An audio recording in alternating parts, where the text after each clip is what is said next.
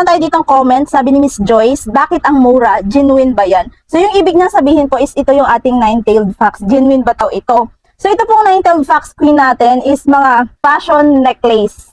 Kahit fashion lang siya, kung alam mo naman kung ano yung effect ng necklace sa'yo, kailangan i-attract mo yon. Hindi po siya yung original na binibili natin na sobrang mahal na 1,000 plus. Mura lang talaga siya kasi fashion necklace lang po siya. Nasa inyo pa rin po yung nakasalalay kung paano nyo po i-attract at paano nyo gamitin yung mga fox queen natin. Kasi yung mga fox queen na to, effective naman talaga to siya pag naniniwala po kayo kung anong kaya niyang ibigay. Ilalagay ko ang link sa yellow basket if interested pa rin kayo na bumili.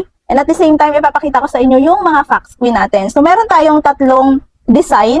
So first, itong si red natin. Pero may iba't ibang kulay ka na pwedeng pagpilian dyan sa ating yellow basket. Hindi mo siya matatanggal kasi naka-fix na siya talaga dyan.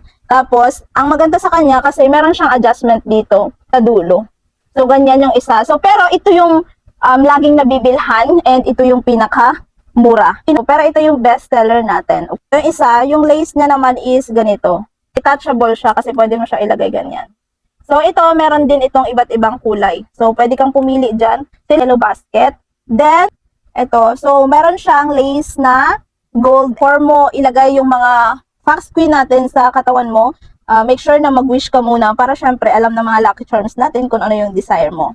Ayan. So, laging positive lang po and maniwala ka sa kung anong kayang ibigay ni fox queen sa'yo. Yun lang. Check the yellow basket.